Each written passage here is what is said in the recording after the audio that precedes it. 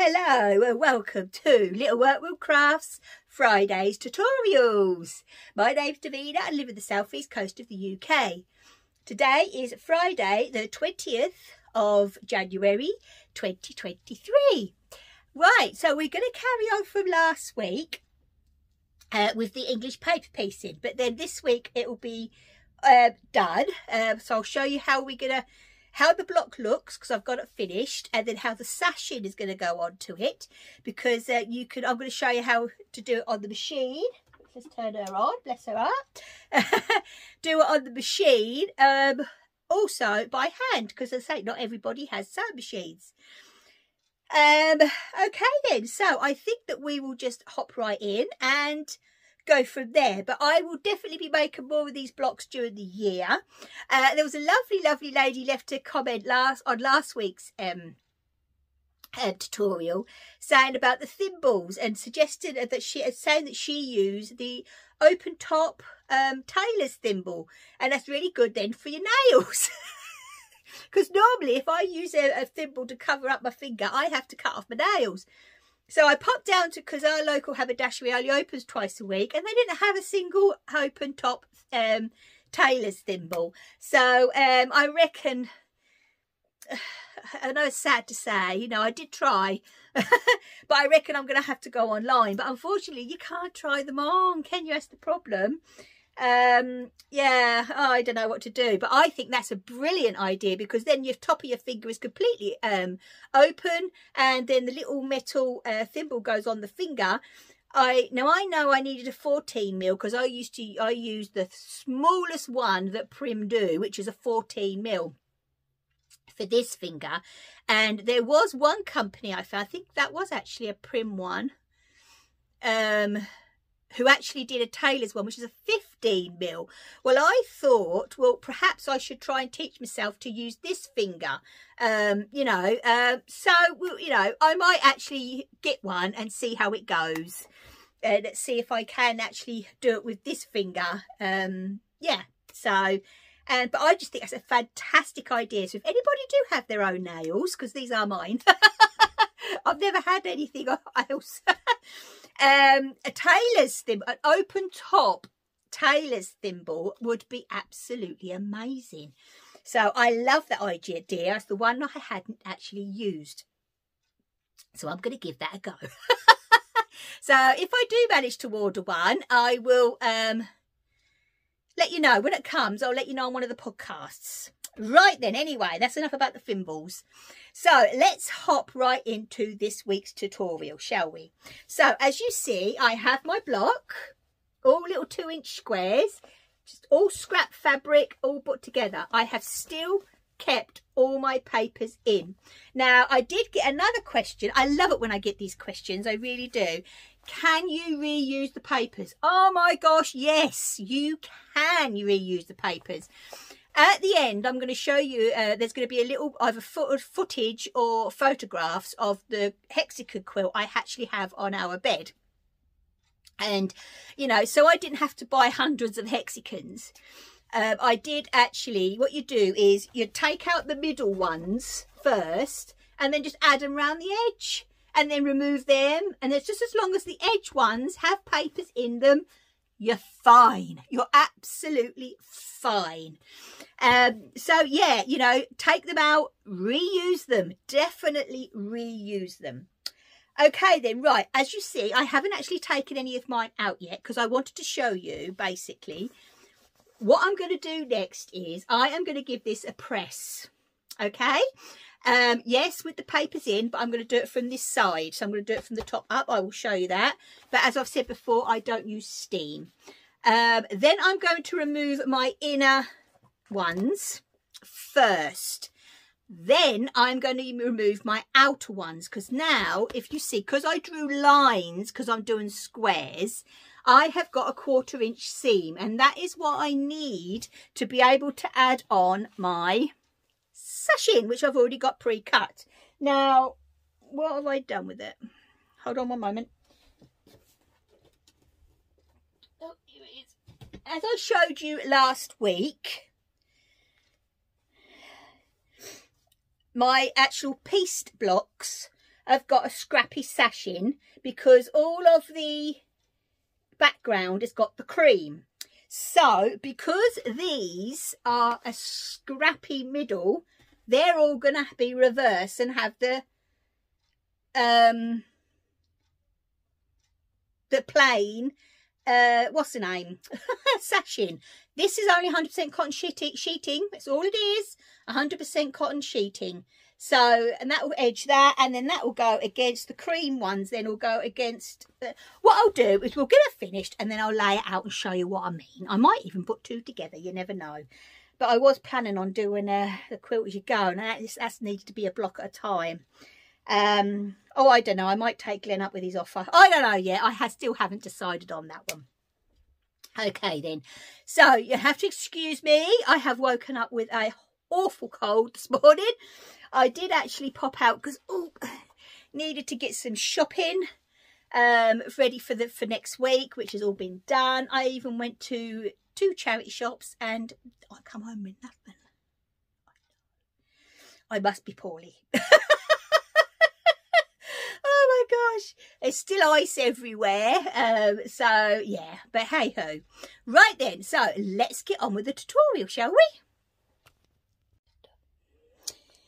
Right then, okay, so I have got my piece, and as I say, I'm going to give it a press, so I get all my edges nice and sharp. So just go over with a nice iron and sharpen up those edges like so.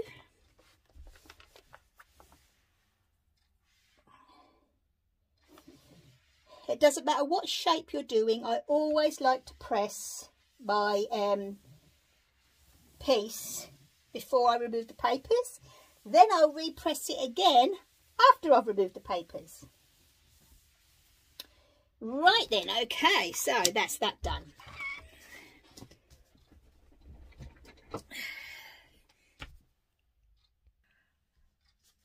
Right then, okay, so now we'll remove the papers. As I said, I'll be removing them from the inside out. So I'm not going to you know, move around any of these outside edges at all. So all I do is, because obviously there is my knot where I started and where I finished. So all I do is I just get my scissors under there, pull it through. That one's done, so here I am again. So it's as simple as that. It really, really is.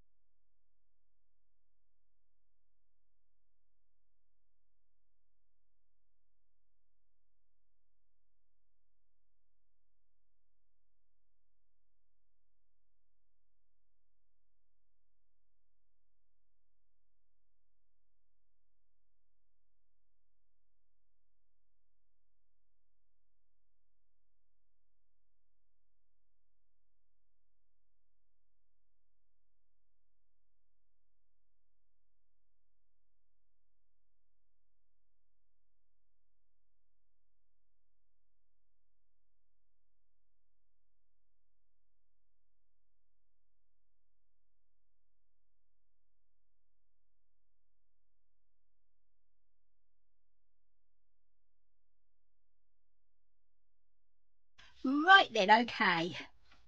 So let's remove all the outside papers except for two, and I'll explain why in a moment. Because the two I've left in there are the two that I glued in the demonstration last week.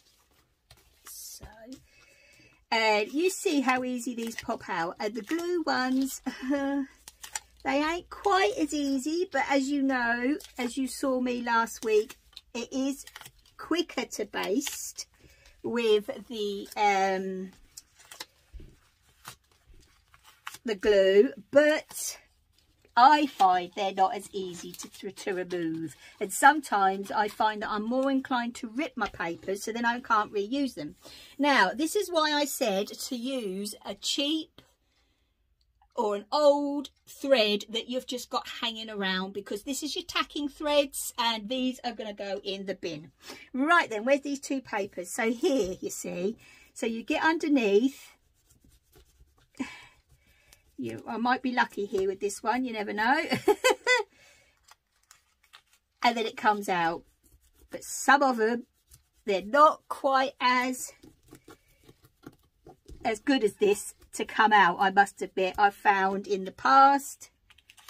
And there you go. You are more inclined to, you know, pull it and not think and rip them.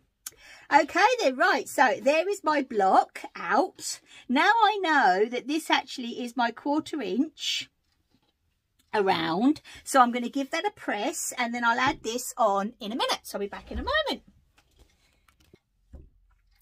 Right then, okay, right, I've give it a good press, and as you see, look, I've actually just see the not there. Where are we?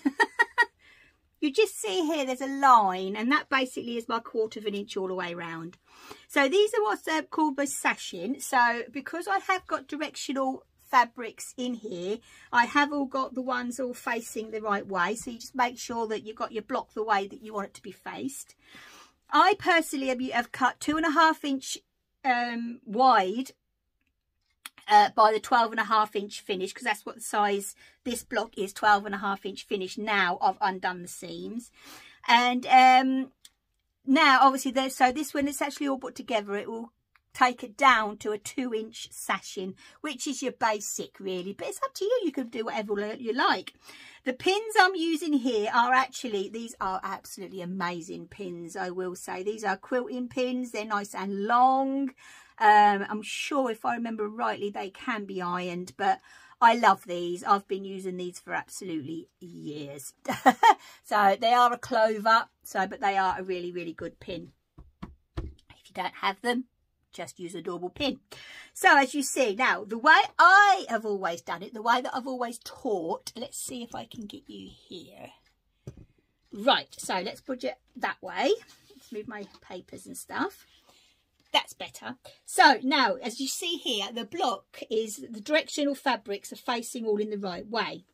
So the way I always do it is, you always remember the block as, look at it like the front of a house.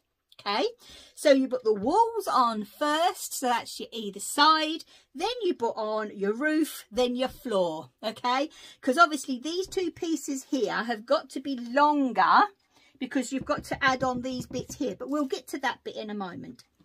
Okay, so I'm just going to quickly whip these on the sewing machine, but I am going to show how you can sew it on by hand, because it's a running stitch. It's not a back stitch, it's a running stitch. Okay then, right, so I'll be back in a moment. Right then, okay, let's have a look, see if I've got, there we go, that's a bit better, isn't it? Yeah, that's it, right. So you see I've got my side pieces on. Now to iron, some will say open seams, some will say not. I personally do not open my seams. Always press and set the seam before you do anything. Okay, so always set that seam, then flip that over and then press the seams to one side. Okay, and I'll show you the back in a moment, but you always press the seam from the front. Oh, excuse me, the old throat's going now. Yes, I've got another cold. Oh dear, oh well, doesn't matter. Right then, and yet again, so press over the seam like so, making sure that it's all, that's it, laying nice and flat. There we go. Right, so let's get the other big pieces on, shall we?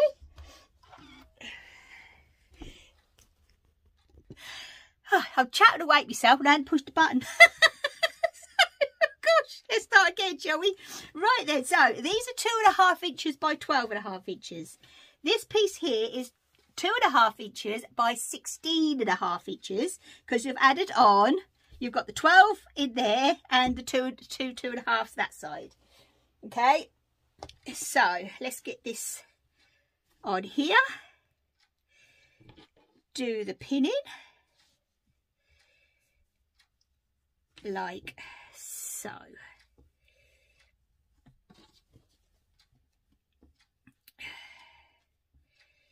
Oh, come on.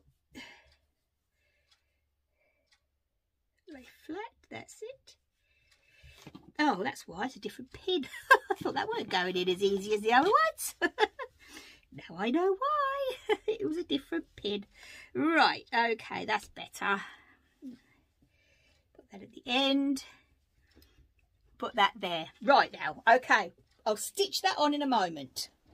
Now, get a bigger piece of, if you want to do it by hand, get a bigger piece of sandpaper and use, where's my ones? Here they are. Oh dear. Now, there's that. You can use a pencil. Right. Now, there is a lot of things out there, okay? Personally, because I'm going to be drawing on the cream, I would not use a lead pencil because that has got more chance of showing through the other side, and then obviously it's removing it. You could use a tailor's chalk. You know, you can get in these days with a wheel where they give you a thinner line. Or you can use these. This one here, because it's blue on it, is a water-soluble pen, okay? Water-soluble. It is, yet again, by Soline, I think, this one. The purple one by Soline is an air-raisable. Some of them are pretty good. Some of them, they can disappear before you've even... you know, finished off your, especially with the hand sewing, you know, they've disappeared before you've even got to the end.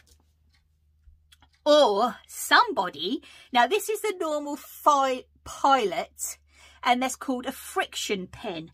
Now I have got an orange and a green because they basically show on light and darks, okay? Now I'm going to show you actually. Let's bring this over here just a little bit before I go any further. So I don't have to keep moving you. Let's get my board over here. Right, so, oh, come here, Ryan. That's it. So when it says friction, it's heat, okay? Now, look at that, right?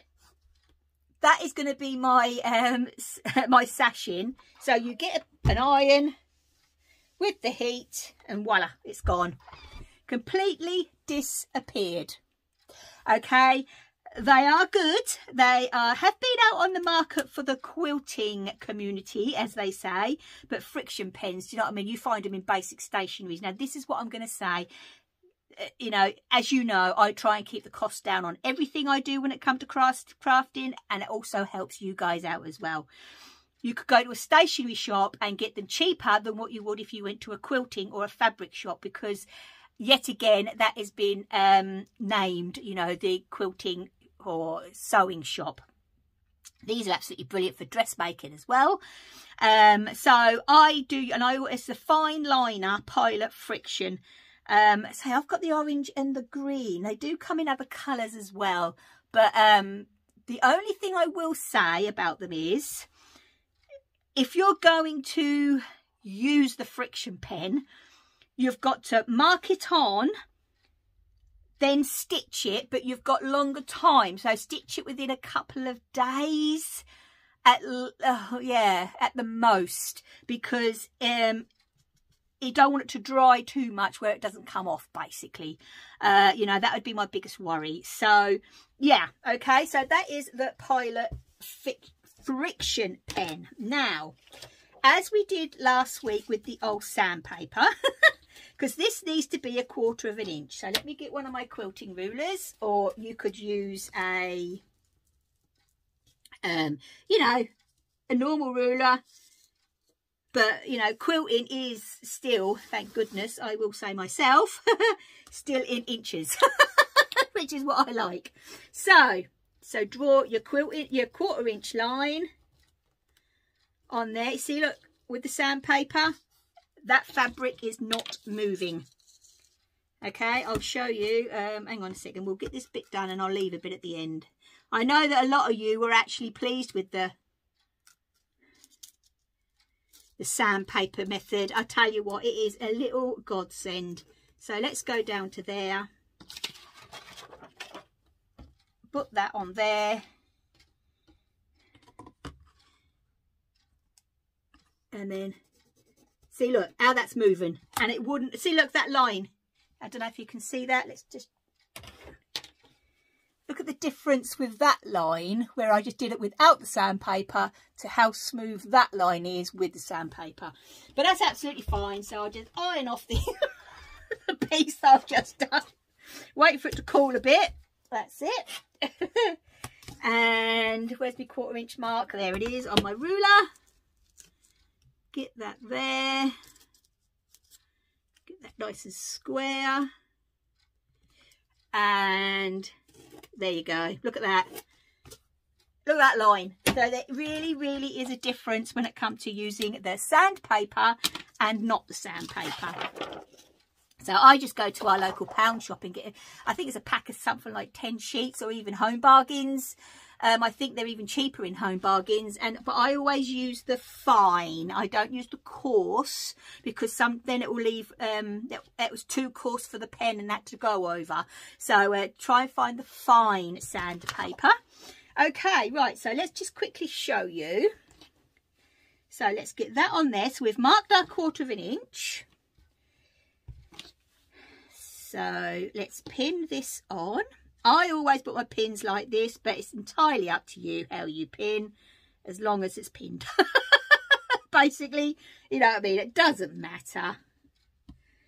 So, right then, let's get this here. And I just want to show you how to stitch it on by hand, just in case you haven't got a machine. As I say, you know, quilting didn't start with sewing machines. It started with handwork. So a whole quilt can be made by hand. And I tell you what, I know I'm probably a bit thingy than because a lot of people don't like putting on the binding. I love sewing on bindings.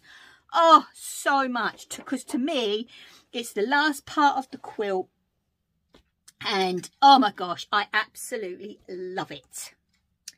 Right then, okay. Let's get my normal needle that I have been using. And this is where I really need to try and find one of those tailor's thimbles. So I'm going to look online and see if I can find one. Okay, right. So I have just got the needle that I used, which I've got the black gold here, that I've just used to sew the squares together.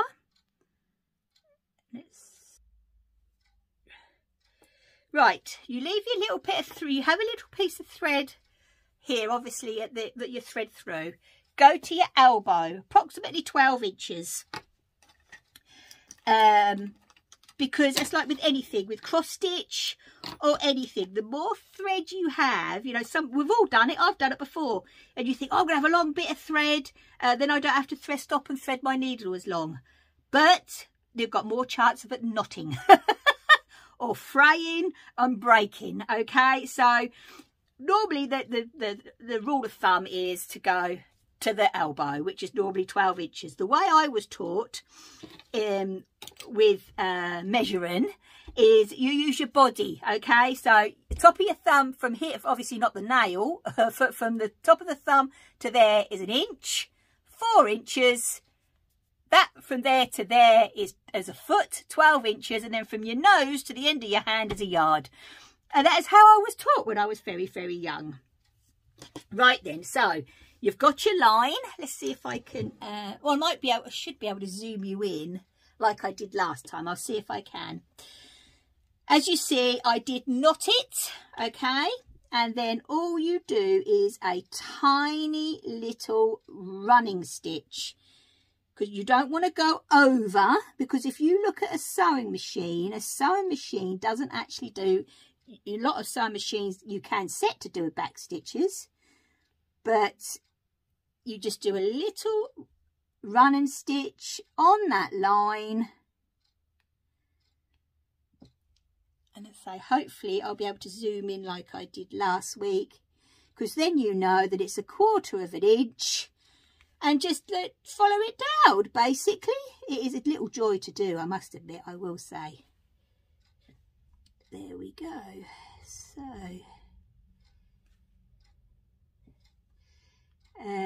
like so. So when you actually hit this piece here, just make sure that that's all following up, the seam is followed up, and just keep on going. A little tiny running stitch, and I'm going to take out that pin in a minute and show you.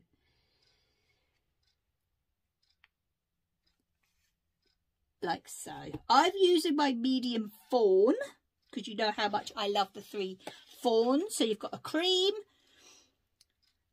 light, medium, dark in the fawns. But look at that. Let me take that one out. And that one out, right.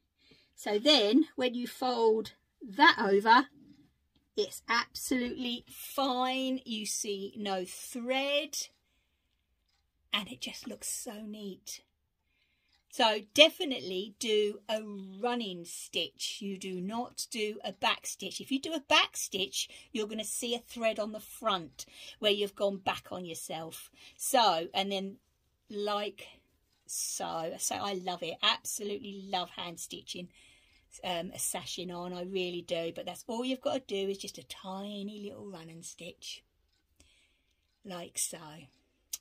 Okay then, right, so I'm going to get these on, and then I'm going to talk about something else. I'll be back in a minute. Okay, right, I'm back. Now, I'm back in my bedroom. It isn't very light in here, so I'm about to put the big light on. But I've actually got, look, the first row together. So there is the cowboy boot.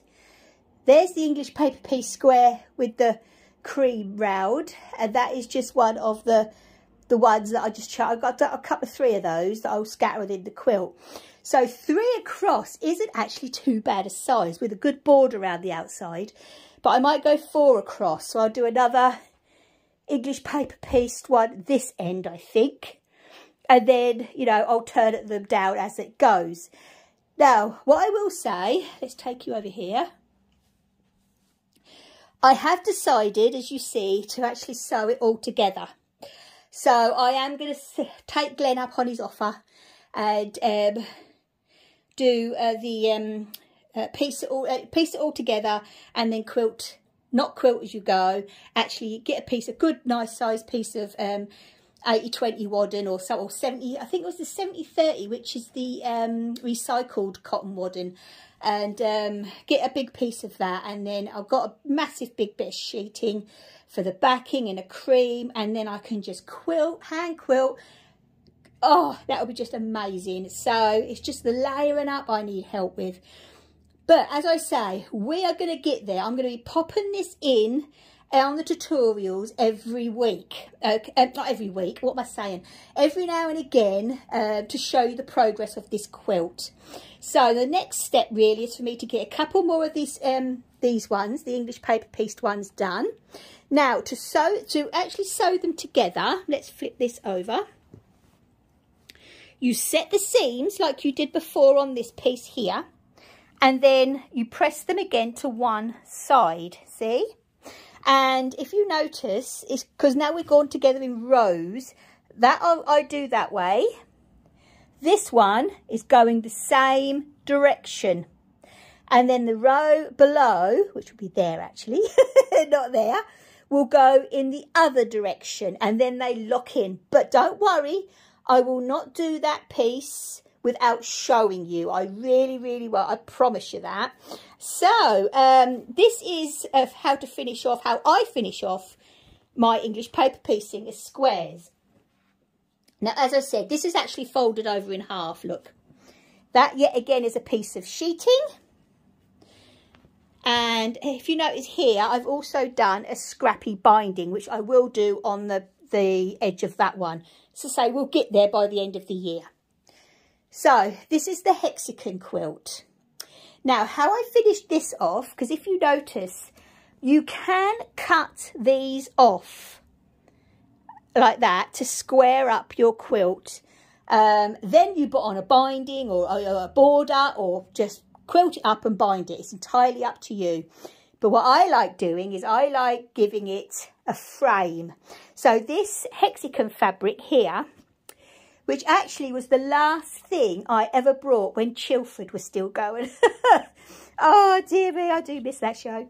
Anyway, so I actually make a frame. So it is on the same basis where you put the sides on first, then the top and the bottom, like we did with the sashing. And I normally pick, if I try and find it, did I do it on this one or did I buy enough? No, here we go. So, oh, sorry about that. I'll have to get that bit out. Don't want to move you that quickly. So you don't have to buy yards and yards or metre and metres of fabric. If you want to do it this way, get it with a pattern on, because look, I've joined the long edges. Okay? Now, you wouldn't have noticed that unless I picked it out. So this piece and the bit on the other end will have a join in it, but the other ones haven't. Okay? Right then, because these are the longer edges, okay, where the other ones are the shorter ones.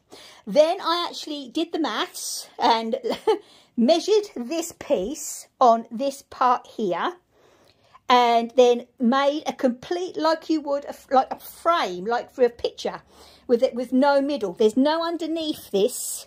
Only the wadding underneath this. Then I lay this on top, and then I hand stitch it on all the way round. Then I quilt it. Then I put the binding on. So in here there is an 80-20, but I've had this, oh, do you know what? And that's really disgusting. I haven't even labelled it, which I'm always telling people to label their quilts. I ought to practice what I preach a bit there, don't I?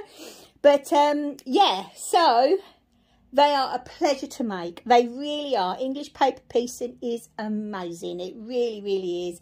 And as I said last week with Emma from the Vintage Sewing Box, that's it. So hi Emma. Is you know, she does all embroidery on her hexagons and stuff, and oh, absolutely beautiful. But this yet again is, I love the scrappiness. I love scrappy quilts. I love scrappy socks. That's why when Helen Stewart brought out last year's knit vent, I was just in my prime. Do you know what I mean? Now, the only disadvantage of using scrappies when it comes to the patchwork and quilting is all different companies use a different weave, even though it's all craft cotton. It's all craft, we call it over here craft cotton. Over in America and Canada and that, they call it quilter's cotton. It is 100% cotton, but different companies do different weaves. Some of them are quite tight, some of them are coarse. Moda seems to have more of a sheen to them. You know what I mean? I could go on and on and on. So they all will work in different ways. So hold on a moment. Here we go. Let's spin you around. So they all will work in different ways. So, you know, you will have a little bit of movement in some and not in others. But once it's all put together and you've layered it all up, which is to say, we will get there. And I'll get Glenn on board for that one.